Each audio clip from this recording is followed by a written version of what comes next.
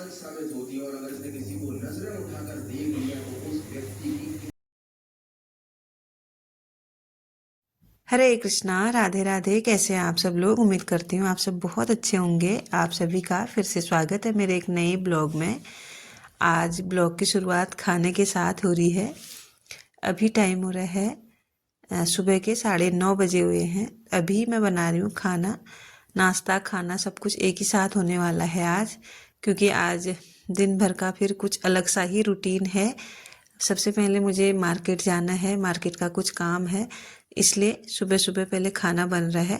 और कल मेरा व्रत था एकादशी का, तो अभी उसका भी जो है व्रत खोलना है, मतलब उसी की तैयारी मैं यहाँ पे कर रही हूँ। सबसे पहले ना मैंने क्या किया कि टमाटर ना ग्राइंड कर लिए थे और उसके बाद उसको छौंका लगा रही हूँ मसाले डाल के। थोड़ा सा मैंने आलू बॉयल करके रखे थे कल, उनकी मैं थोड़ी सी सब्जी बना के कान्हा जी के लिए सब्जी और चावल निकाल दूंगी। चावल तो बन गए हैं, बस अभी सब्जी बनानी बाकी है। और इसके बाद ना उनको लगा दूंगी भोग, क्योंकि एकादशी के व्रत के बाद जब व्रत का उद्यापन होता है ना, तब जो है चावल खाने होते हैं। तो मैंने कहा चलो अभी चावल ही बना देते हैं। और खाने में जो भी बनाओ सबसे पहले कान्हा जी के लिए मैं बनाने की कोशिश करती हूँ। तो यहाँ पे ना उनका जो है खाना मैंने रेडी कर लिया है। उसके बाद ना हमारे लिए है कल रात की पनीर वाली सब्जी, इसी में मैं उसको डाल दूंगी। बहुत सारी सब्जी बच गई थी, इसी में डाल के दोबारा से मैं उसको पकाऊंगी, लेकिन उससे पहले कान्हा जी के लिए मैं निकाल लूँगी।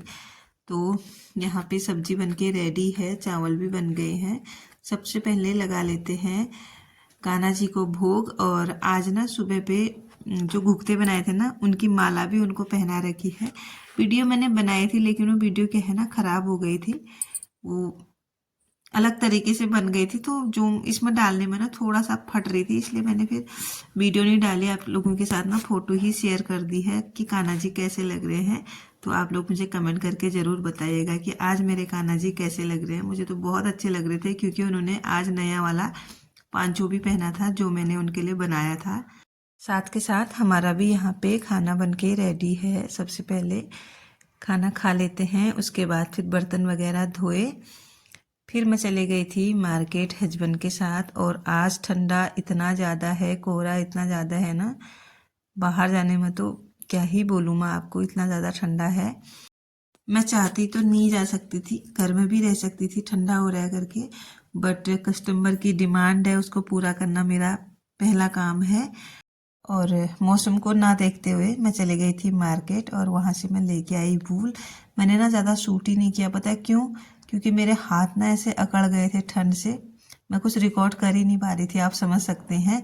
फिर उसके बाद ना सीधे मैं आ गई थी घर। घर आने के बाद ना जैसे ही मैं यहाँ पे हीटर के पास बैठी थी, तो बबीता भी आ गई थी। बबीता बिल्कुल रेडी हो रखी है, क्योंकि आज बबीता लोगों के घर में है मेहंदी हल्दी। तो मेहंदी तो शाम को होगी, हल्दी लगा के आ गई है बबीता। और यहाँ पे ना कुछ काम था, उसको कुछ सिलाई के लिए लाई थी वो। मैंने बोला चलो मैं ही हेल्प कर देती हूँ, उसको बहुत सारा काम था। तो 2 मिनट में मैंने फटाफट से बबीता को ये जो पता नहीं कुछ होते हैं ना मुकुट में लगाने वाले, वो लेके आई थी। वो डोरी टाइप में बनानी थी, पंडित जी ने दी थी, तो मैंने फटाफट से सिल ली है। और यहाँ पे मम्मी बैठी है, और मम्मी को ना लगातार पानी पीना है, तो मम्मी यहाँ पे वाटर बोतल पकड़ के बैठी हैं। थोड़ी देर में फिर हम भी जाने वाले हैं शादी वाले घर में। और अब 2-3 दिन तक आपको मेरे चैनल पे सिर्फ शादी वाले ब्लॉग ही देखने को मिलेंगे। तो बगल में शादी है, जाना तो बनता ही है। और जो मैं धागा लेके आई थी उसकी बुनाई भी मैंने स्टार्ट कर दी है। तो पिछले ब्लॉग में मुझे कमेंट आया था कि इसका जो ट्यूटोरियल है उसको शेयर कीजिएगा। जब भी मुझे टाइम मिलेगा मैं शेयर करूँगी। थोड़ा आजकल मैं बिजी हूँ।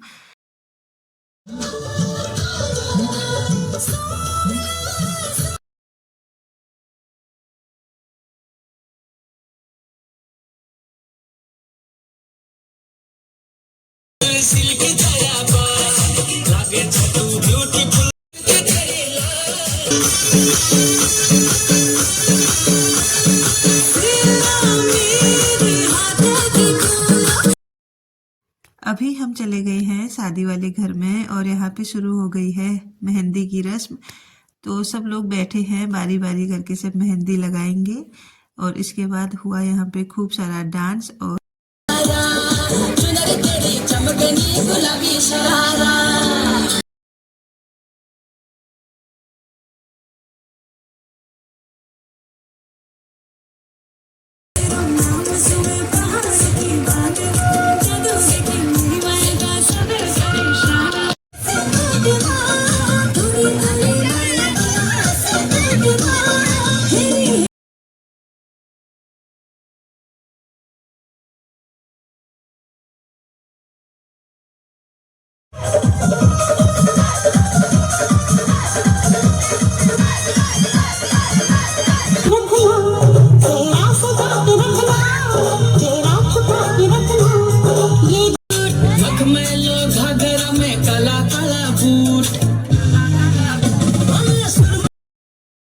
खाना पीना खा के बच्चे मम्मी सब लोग आ गए हैं घर। और यहाँ पे मैंने कान्हा जी को भोग लगा दिया है। उनके लिए मैंने थोड़ी सी लापसी बनाई थी और अभी मैं अपने लिए बना रही हूँ, अपने लिए बना नहीं रही हूँ, अपने लिए गरम कर रही हूँ कल की पूरियाँ।